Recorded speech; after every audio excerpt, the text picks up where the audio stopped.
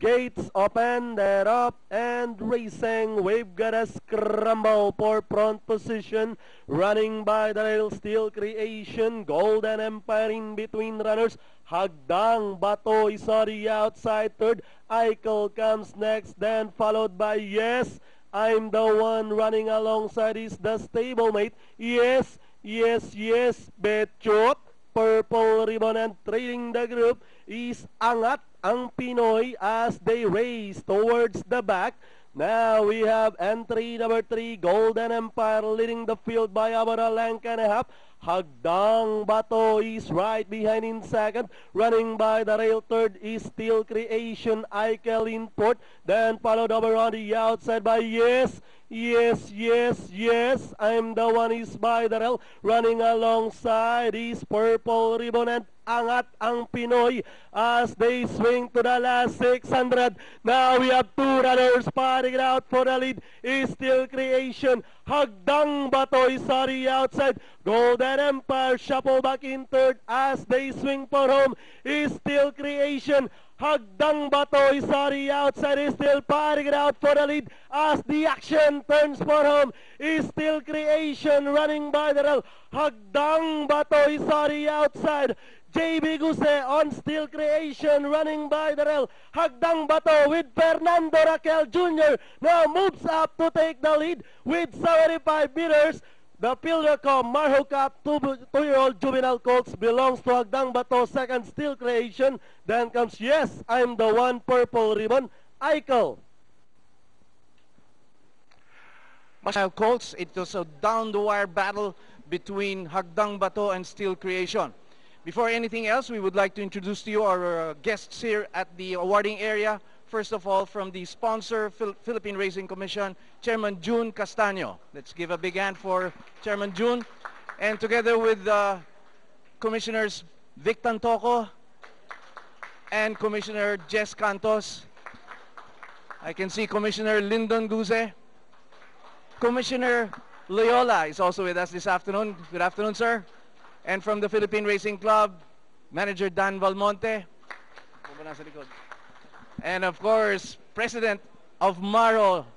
Please give a big hand for Mr. Eric Tagle. Good afternoon, sir.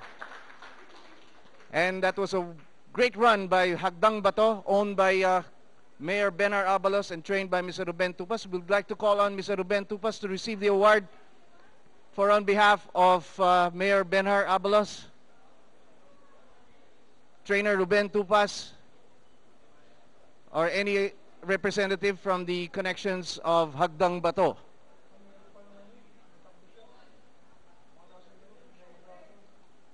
Mark Tupas, can you receive the award?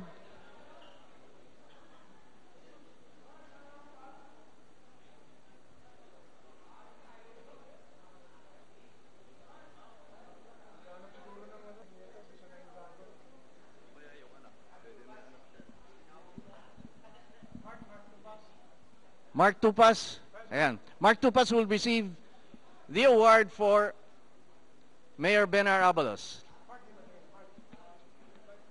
from Chairman June Castaño and Mr. Eric Tagle. Please accept the award also for your father, Mr. Ruben Tupas. May takbo si paring Ruben sa susunod na karera, kaya tatakbo sila ulit.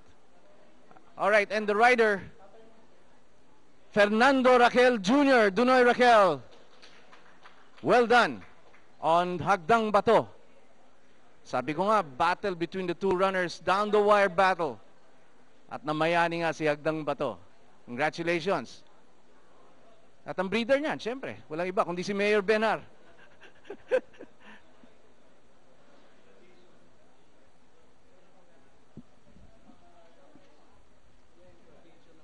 All right. Kasama rin natin sila Miss Samantha.